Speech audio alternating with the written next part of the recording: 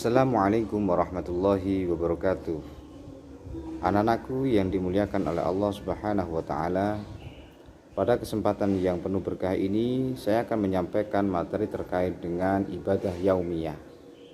Yang pertama, ibadah menurut pengertian ulama fikih adalah semua yang mencakup segala perbuatan yang terlihat ataupun tidak terlihat, yang dinampakkan ataupun dirahasiakan, yang diridhoi oleh Allah Ta'ala atau yang disukai oleh Allah Ta'ala.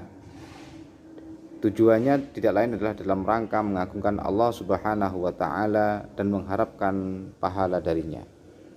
Ini ibadah, pengertian ibadah menurut para ulama fikih.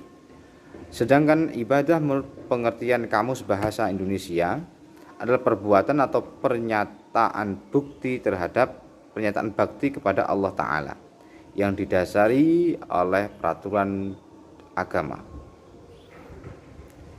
Anak-anakku yang dimuliakan Allah, ada sebuah hadis yang saya nukil dari kumpulan hadis Imam Bukhari dan Muslim yang mengisyaratkan tentang pentingnya sebuah kegiatan atau amaliyah didasarkan atas niat, yang ini nantinya menjadi ujung bahwa amal ini disebut ibadah atau amal ini tidak disebut ibadah.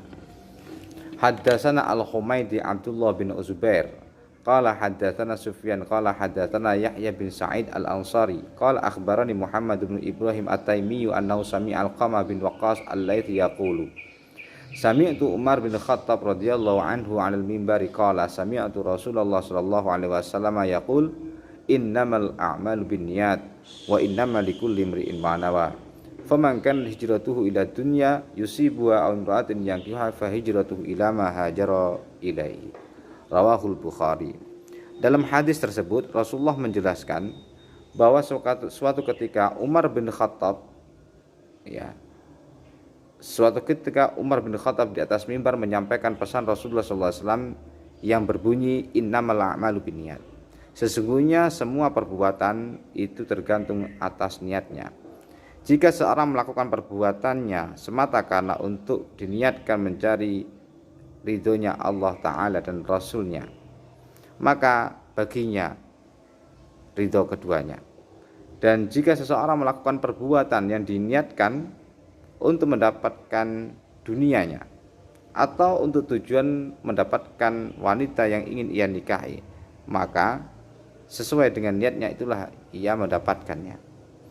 Dari hadis tersebut, para ulama menggarisbawahi bahwa semua aktivitas manusia pada dasarnya bagi seorang yang mukmin, jika itu tidak melanggar aturan syariat, maka tergantung niatnya. Dia bisa bernilai ibadah kalau niatnya adalah untuk mendapatkan ridha Allah, sebagaimana tadi yang definisikan oleh para ulama tentang ibadah, yakni segala sesuatu yang mencakup tentang amaliyah perbuatan yang diridhai Allah dan Rasulnya, dan untuk mengagungkan Allah dan Rasulnya, dan untuk mendapatkan pahala dari Allah. Ini bentuk yang disebut ibadah. Karena itu ibadah menurut sebagian ulama terbagi menjadi dua pula. Ada ibadah yang sifatnya sempit atau disebut ibadah mahdhah, dalam artian semua aturannya sudah ditentukan oleh agama. Seperti contohnya sholat.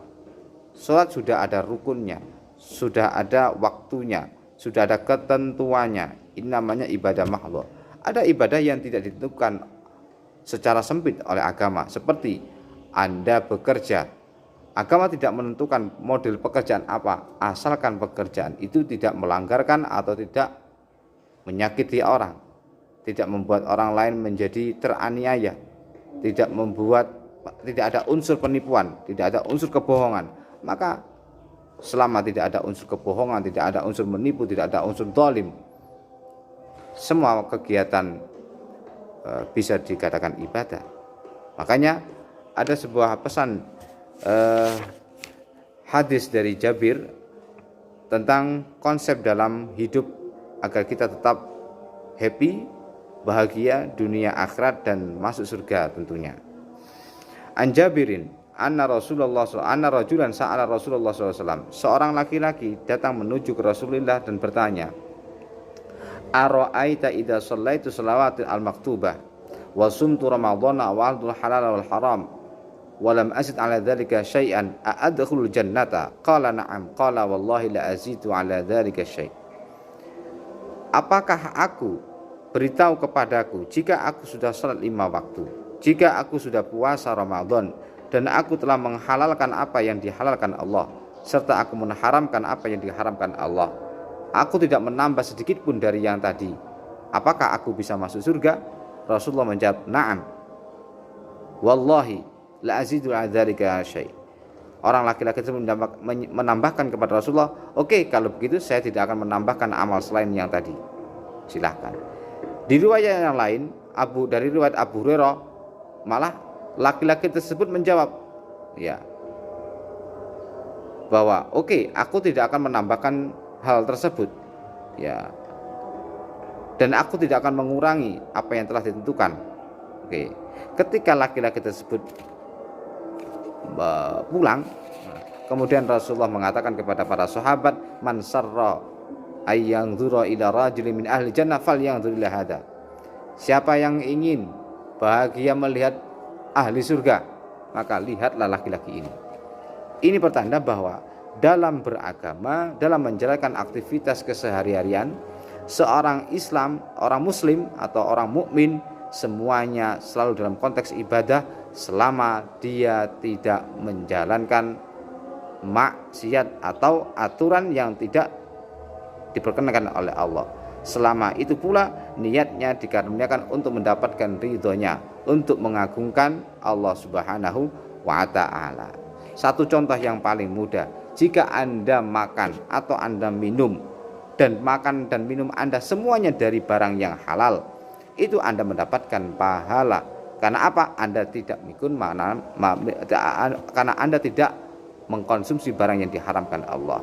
Demikian pula dengan perilaku-perilaku apapun saja yang Anda lakukan, selama itu tidak melecehkan aturan-aturan Allah dan untuk mengagungkan bahwa ini diperbolehkan oleh agama dan tidak melanggar syariat, maka selama itu pula hidup Anda dalam koridor ibadah. Semoga kita selalu mendapatkan pertolongan oleh Allah dalam menjalankan kehidupan ini dengan bahagia dan mendapatkan ridho dari Allah Ta'ala.